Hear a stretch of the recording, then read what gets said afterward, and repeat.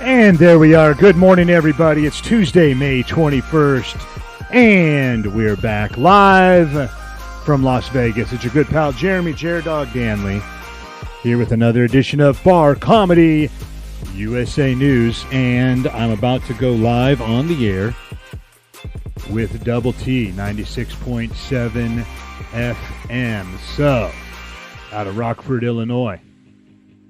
Comment below where you are watching from, and I will let you know when the Pub and Grub Comedy Tour is coming to a small town near you. Anywhere in the country.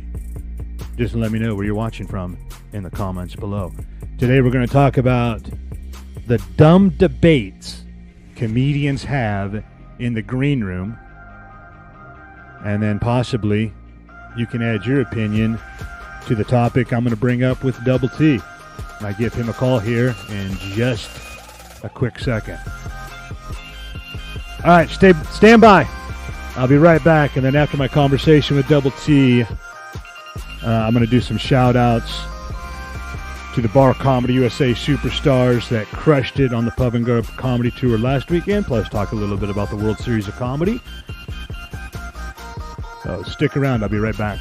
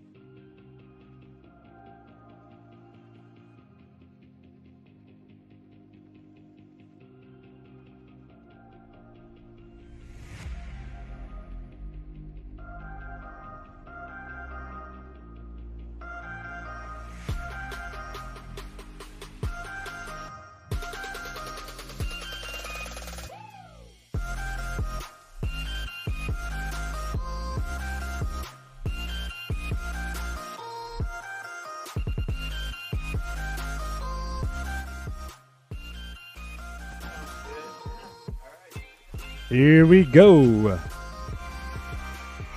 Rockford Zone for Classic Rock 96.7 The Eagle. Good morning. It is Double T Morning, sponsored by Tommy's Express Car Wash in Loves Park on Forest Hills on East Riverside. It is time for Bar Comedy USA News with comedian Dog.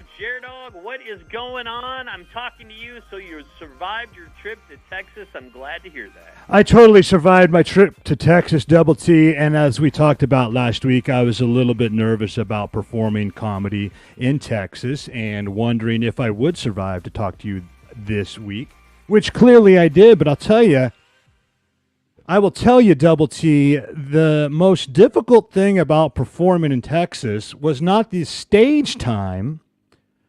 What was difficult for me to survive were the backstage green room debates between the comedians. Wow, that's interesting. You know, what do comedians talk about? You know, do you try to be funny with each other? Do you try to be real with each other? I mean, how do those conversations go? Yeah, that's a good question, Double T. Do you try to be real? Do you try to be funny? Well, when it comes to comedians hanging out backstage, it's very difficult to tell the difference. I'm sure. You know, let me just paint a picture for you. It's kind of like a zoo, but with less organization, more caffeine, and alcohol. So what were these debates over in the backstage area of the comedy? Well, the big one this week, and Double T, I'm actually anxious to hear your opinion. Maybe you can help settle it. We're about to dive into the most heated debate since they asked who shot JR. Did you see what I did there? A little Texas reference. I did. Yeah, I know yeah. Dallas. Great show. Yeah. Today, Double T, we're talking about the one, the only Pop-Tart flavor showdown.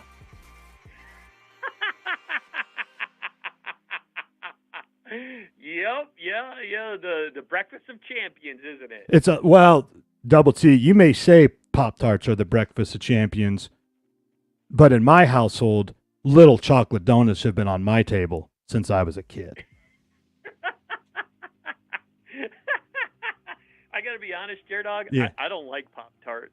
Hey, fair enough. And I can clearly tell that they are not a sponsor of your show. Otherwise, you'd probably be all in on the brown sugar cinnamon. If I did anything, it would be some sort of chocolate, probably. Okay, yeah, fair enough. I mean, but this became a heated topic. You might think that this is trivial, but among stand-up comedians, the passion behind this debate in the green room at the Comedy Club this weekend, it made the Hatfields and McCoys look like they were arguing over who gets the last donut. All right, so how many comedians were involved in this debate over Pop-Tarts? Well, there's at least a half a dozen each night, and then the debate continued in the Airbnb after the show. So what flavors were, being supported in this debate? Well, let's start with the classic strawberry. That's typically the purists who believe that the Pop-Tart isn't a Pop-Tart unless it's strawberry. And, we could wax poetic about the perfect balance of sweet and tart, but really it just reminds them of simpler times back when they had dreams and not a mortgage. Yeah. But let's just be honest here, Double T. The strawberry Pop-Tart is like the missionary position of Pop-Tarts. Yeah, it's there, right? It's reliable, but it ain't going to send anyone's world on fire. Coming in second, Double T, you probably guessed it. I mentioned it earlier. This was the crown favorite of a few, and that was the brown sugar cinnamon Pop-Tart. And I got to tell you, the people that are in the brown sugar cinnamon crowd are an intense bunch of folks. Really? I wouldn't expect that. Holy moly. They'll tell you that if you haven't toasted a brown sugar cinnamon Pop-Tart to golden perfection, you just haven't lived. I mean, the CEO of the World Series of Comedy damn near fired me because I bought a box of cherry when I should have known that the only acceptable Pop-Tart is the brown sugar cinnamon. Oh, my God, that is hilarious. Really, the brown sugar cinnamon to me, Double T, that's like the welfare Pop-Tart. That's like the Pop-Tart that you go to when you're depressed. You got a hangover, brown sugar cinnamon. You had a breakup with your lover, brown sugar cinnamon. You want a little nutrition with your breakfast, you got to go with the classic strawberry. Were any other Pop-Tart flavors brought up in the debate? Oh, the third place coming in, this is what I would call the wild card. S'mores. S'mores? I didn't even know they had s'mores Pop-Tarts. I didn't either until I heard someone bring that up, and then that became the third runner-up. That sort of was the underdog, had a lot of passion behind it. A lot of people were fired up about their s'mores, but Pop-Tarts, but I think that's just because they're already dreaming about campfires. Those are the type of people that think marshmallows belong on every meal. Those are the. Does that flavor work? Yeah, well, I don't know. I have yet to try it. I just saw it at the store after I went and did some investigating. But I love a s'more just as much as I love the next guy. But I don't know. There's something about a s'mores Pop-Tart that just feels wrong. It's kind of like eating ice cream for breakfast and saying that counts as your daily supply of dairy.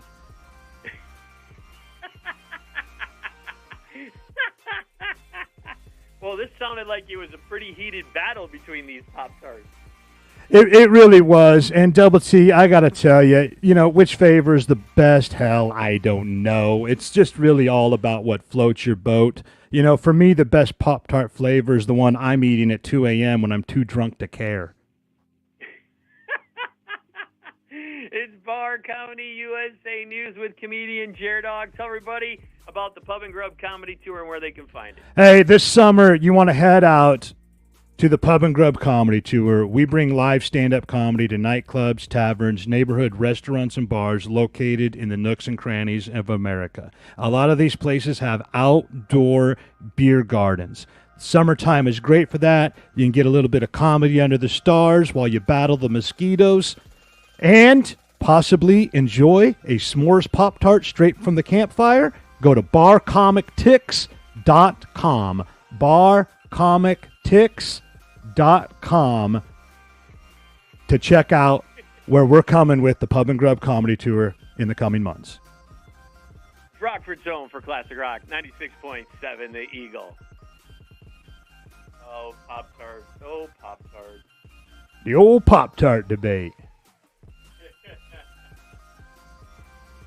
That's awesome. I'm gonna make that a poll question on our Facebook page. Oh, that's a good idea. And then share that over with me. I'll add it to mine. We'll see if I got a poll running on my own Facebook. Cool. Nice.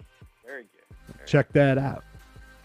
Well, awesome, man. Well, have yourself a great holiday weekend.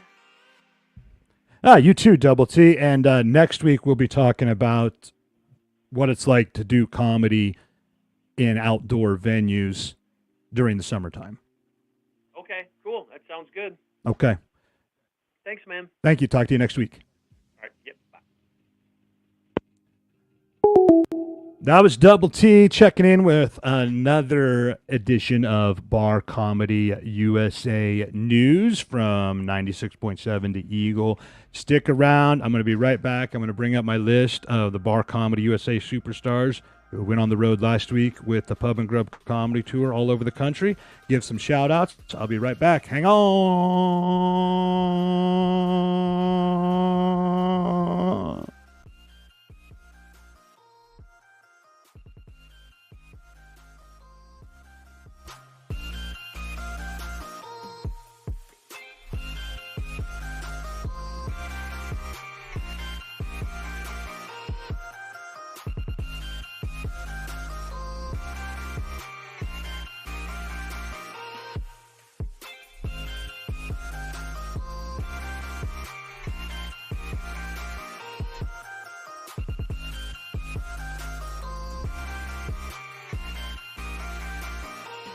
It's now time for Bar Comedy USA Superstar Shout-Outs.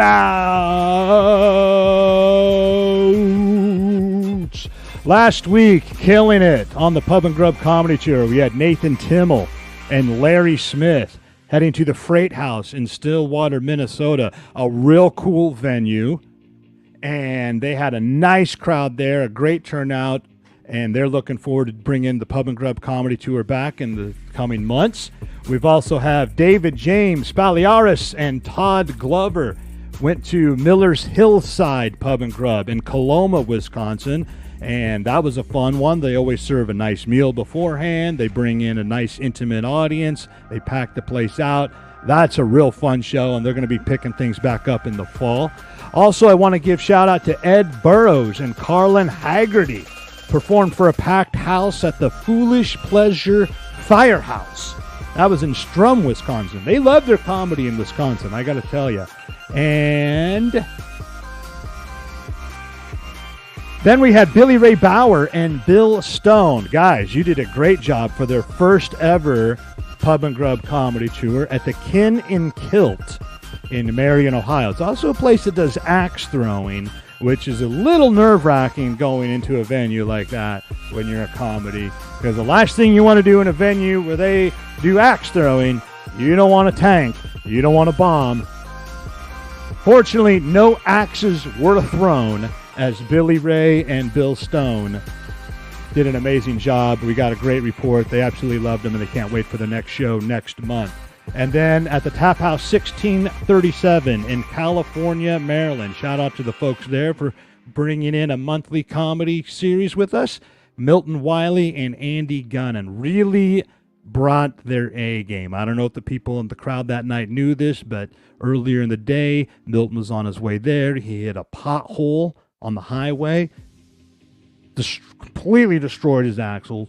Andy drove 3 hours out of his way in a rush, picked up Milton, drove another 3 hours back down, hauling ass, barely got to the gig by the skin of their teeth. Then they got on stage, used all that adrenaline and all that energy to rock the show. A lot of times that's what happens when your feet are up against the fire. They put your feet to the fire, the pressure's on, you had a crazy day, it gets a little stressful. By the time you hit that stage, all of that is relieved, all that energy comes out, and it can go one of two ways. You're either going to completely tank because you got too much going on in your head, or you're going to bring all that energy and all that fire and all that spirit to deliver an amazing night of comedy, which these guys did. So shout out to Milton and Andy for going above and beyond to make sure they followed rule number one, which is the show must go on.